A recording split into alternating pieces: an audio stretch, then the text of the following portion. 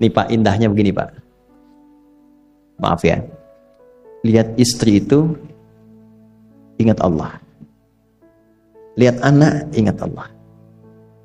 Ibu lihat suami, ingat Allah. Kalau melihatnya begitu, maka substansi berumah tangga itu nikmat rasanya, dan tanggung jawab itu melekat pada diri kita untuk terjaga dalam kebaikan. Ya. Saya nitipkan handphone saya ke antum, dan antum tahu itu punya saya. Ya, dan Anda mencintai saya misalnya, ta'zim di situ.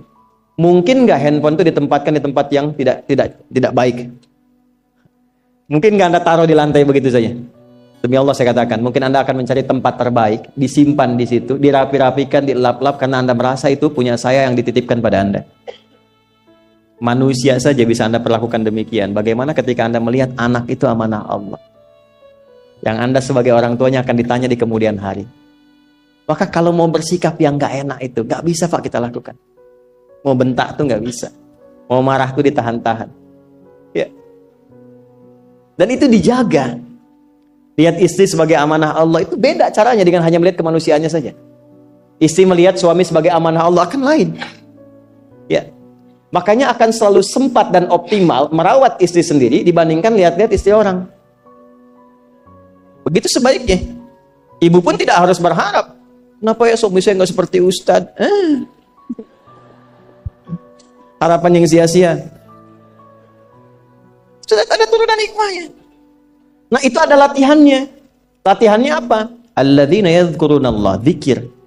Jadi kalau zikir itu sudah kuat dalam diri kita, ya sudah menghadirkan esensi zikir dalam diri kita, yang dilihat semuanya itu semua anugerah Allah Subhanahu wa taala.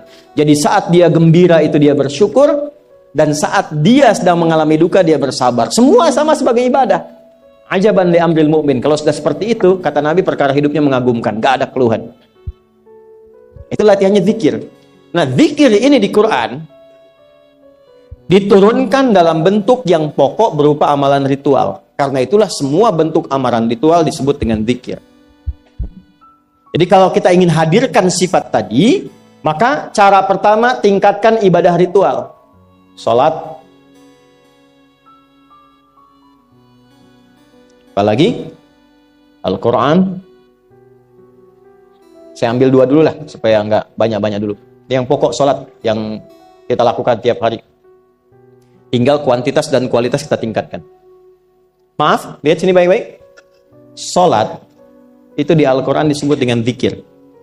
Dalilnya Quran surah ke-20 ayat ke-14. Dan langsung disarikan dengan fungsi ibadah sebagai fungsi hidup kita. Sudah? Perhatikan baik-baik. Innani anallah la ilaha illa ana fa'budni wa aqimis salata lidzikri. Itu dalilnya. Sayalah Allah, kata Allah. La ilaha illa ana, tidak ada Tuhan yang layak dipertuhankan dan layak disembah kecuali saya, Allah. Allah. Bagaimana kenal Allah sebagai Tuhan? Ya, yang layak disembah, yang harus dipertuhankan, kenalnya bagaimana? Mendekatnya bagaimana? Fa'budni, sembah saya supaya kamu kenal saya, dekat dengan saya, tahu saya. Bagaimana caranya? Wa aqimis shalah, tunaikan salat. Jadi kalau pengen dekat dengan Allah, terkoneksi kepada Allah, tersambung, punya sifat tawakal yang kuat, nih tingkatkan salatnya, tambah. Makanya tiap hari kita sholat 5 waktu itu untuk membangun konektivitas dengan Allah. Sebab kalau sudah dekat, aksesnya pun terbuka semua. Itu maksudnya. Anda dekat dengan pimpinan, akses di perusahaannya kan mudah untuk diakses. Ya kan? Kita punya kenalan yang kuat, yang punya sesuatu, aksesnya mudah dibuka. Kita kenal Allah dan dekat dengan Allah, apa yang sulit bagi Allah. Dan ini kita yakin. Nah sekarang Allah kasih jalan. Coba lihat orang-orang dulu, ya. Mereka ketika akan melatih dirinya untuk tersambung kepada Allah, sholat semua, termasuk para nabi, rasul. Tapi dahsyatnya, ketika ada apapun dalam kehidupannya yang sulit Allah mudahkan, minta langsung dikabulkan. Dan sangat luar biasanya, seringkali terjadi mintanya lewat sholat. Nabi Zakaria itu kan dihukumi istrinya oleh medis itu menopause dan mandul. Maaf, nggak mungkin punya keturunan. Kapan mintanya? Dalam sholat. Mohon sama Allah. Dan itu dikabulkan. Dan diabadikan di Quran dengan surah yang sama, Ali Imran ayat 38 sampai 39. Hunalika da'a Zakaria rabbah qala rabbi habli min ladunka dzurriyyatan thayyibah innaka sami'ud du'a. Ya Allah, mereka mengatakan aku nggak mungkin punya keturunan. Mereka mengatakan istriku punya keterbatasan. Maka aku memohon kepadamu yang tidak punya batas dalam pemberian. Engkau yang maha mendengar. Kalau kepada yang maha mendengar doa saya tidak dikabulkan, mohon tunjukkan kepadaku lewat sholat ini ya Allah, dengan cara apa lagi dan kepada siapa aku mesti memohon. Itu nggak nunggu lama, permohonan selesai turun jawaban ayat 39-nya. Fanadathul malaikatu wa huwa qa'imun yusalli fil mihrab.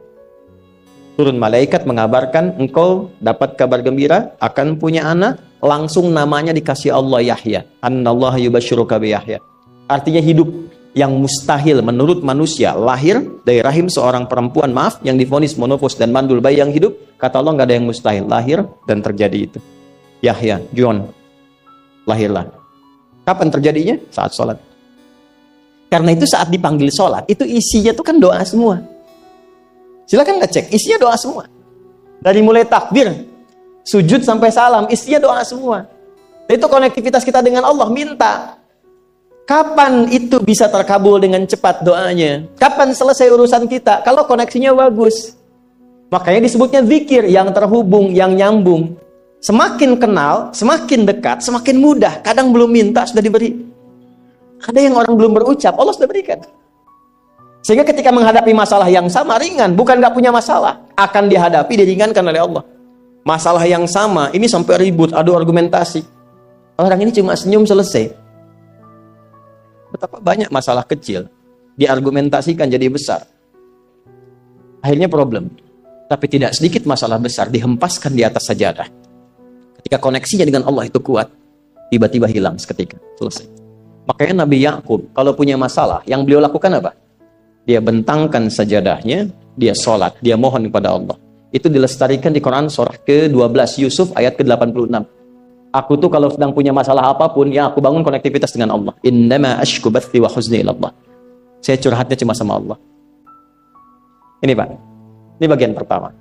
Jadi kalau ingin semakin kuat, sampai ada masalah diringankan, mau kerja dibukakan pintunya, itu ada jenisnya. Yang pokok ada 5 waktu, 17 rakaat. Yang detil itu ada pada sunnahnya. Dan itu hebatnya dalam Islam. Dijelaskan caranya, disebutkan tujuannya, dan diterangkan hikmahnya. Contoh, kita sekarang jam berapa? Jam 9.20. Di waktu saat ini ada waktu sholat disebut dengan sholat duha. Duha itu dibagi 3. Ada awal duha, penguat zikir, pengganti seluruh bagian zikir di tubuh kita, yang disebut dengan syuruk. Itu kurang lebih jaraknya 1 jam setelah subuh. Jadi kalau tadi 4.45, ya 5.45 menjelang jam 6 itu masuk syuruk.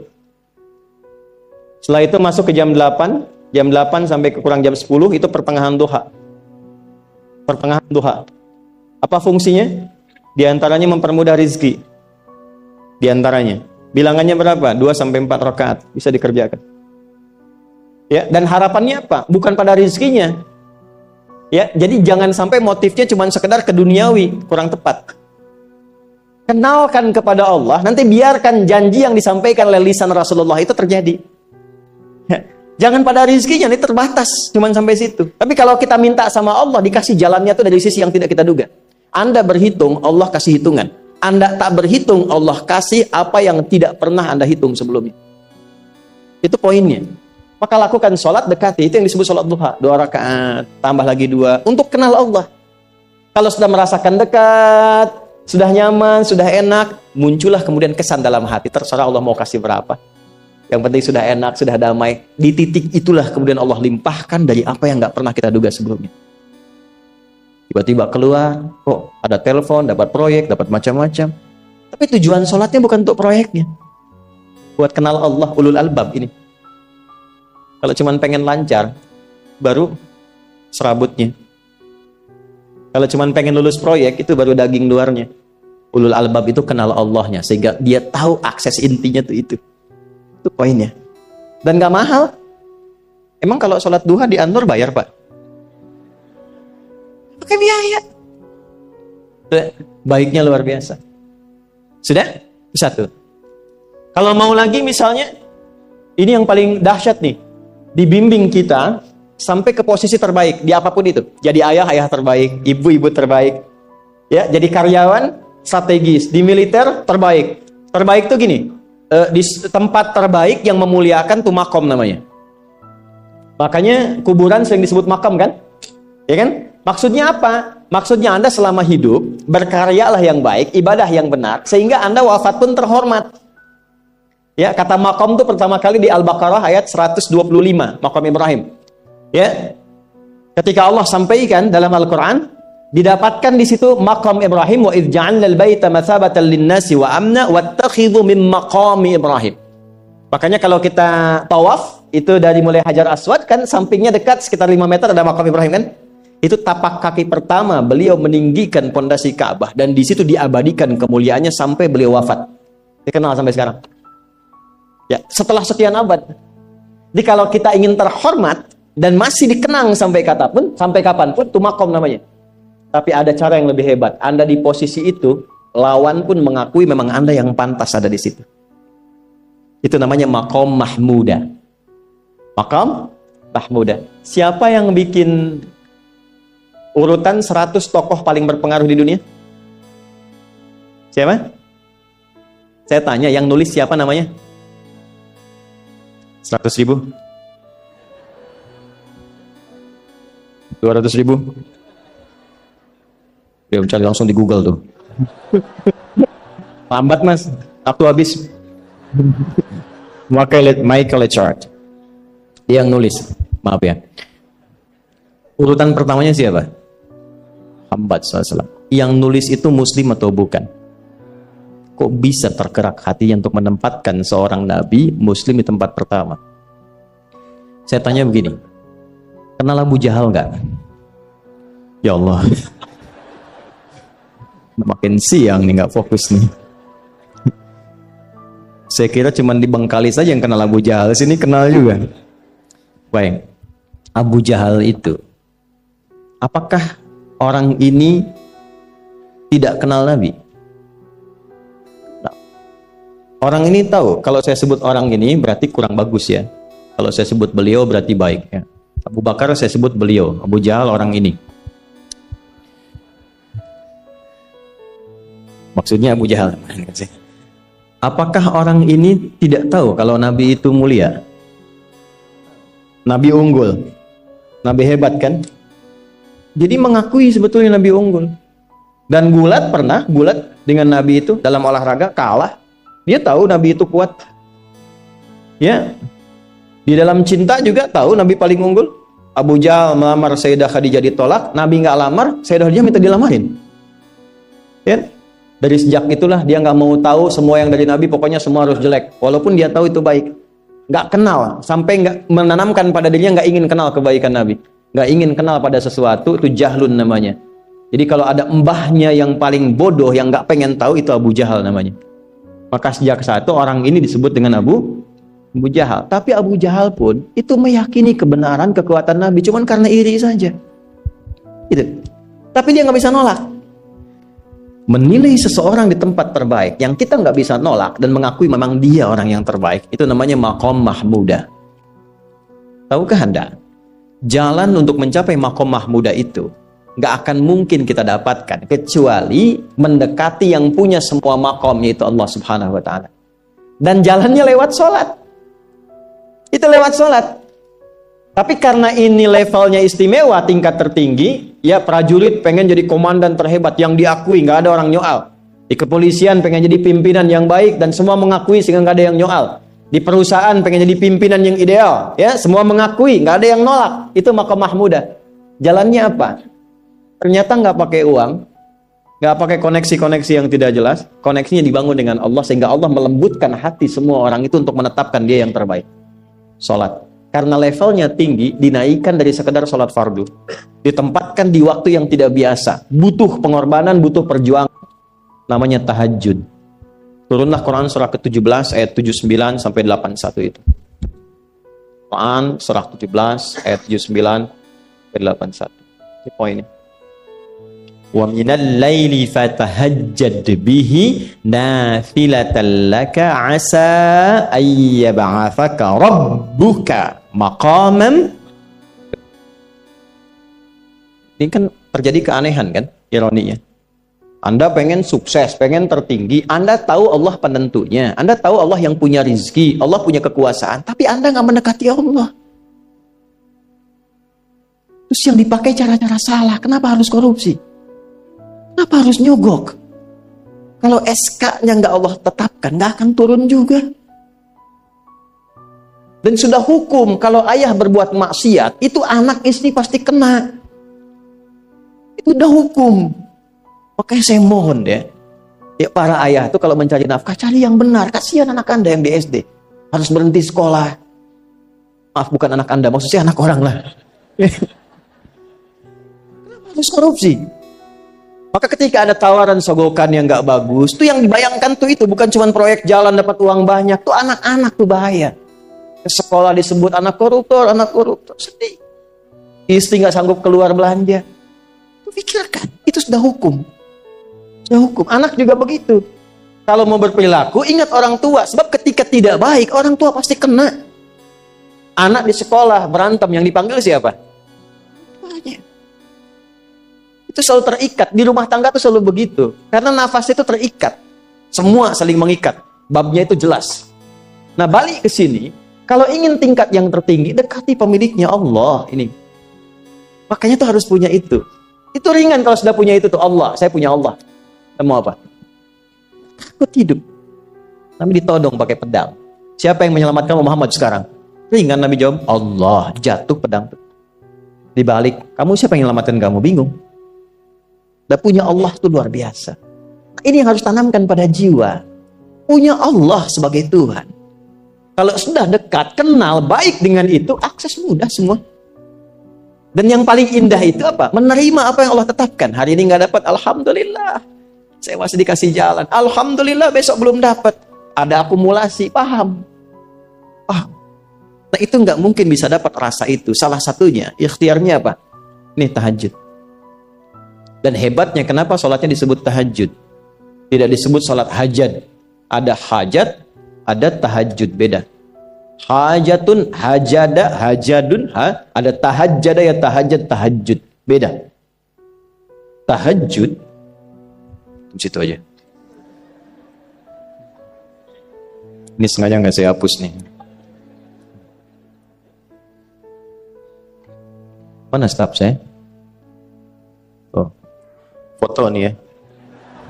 Saya hafal insya Allah.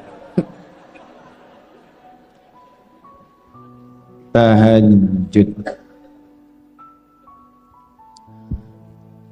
Asalnya dari kata hajada, gini, ha, jim, dal. Ditambah ta di depannya, lalu ada tasydid sebelum akhirnya. Nih. Ini akarnya 3 huruf, ha, jim, dal. Hajada itu asalnya bangun dari tidur malam. Tidur dulu, lalu bangun setelah itu. Itu hajada. Pelan-pelan. Paham sampai sini? Kita teruskan. Kalau kita ingin berusaha untuk bangun, mengoptimalkan diri untuk bangun, maka tambahkan tak di depannya. Berusaha untuk mendapatkan atau mencapai sesuatu. Kalau yang kita akan lakukan itu tidak mudah, nggak gampang bangunnya, sehingga butuh rencana, butuh persiapan, ya kan? Maka tambahkan tasydid sebelum huruf akhirnya. Dari kata syiddah, apa yang mau dikerjakan ini nggak mudah. Memang pengen bangun itu jam 3. Tapi kan nggak tiba-tiba ujuk-ujuk bangun jam 3, belum tentu. Ya kan? Kita harus rencanakan dulu supaya bisa bangun, saat bangun tuh siap, bukan cuma bangun. Bangun jam 3, salatnya 4:30, ya kan jauh. Maka untuk bangun jam 3 itu butuh persiapan, nih syiddah. Maka rencanakan. Pasang alarm 3 kali. Misal yang ikhtiarnya jam 2, jam 2.15, jam 2.30. Alarm jam 2 untuk mematikan alarm yang kedua. Gitu kan? Yakin saya, Anda kalau pasang alarm malam tuh nggak 1, yakin? Bangun, ceplek.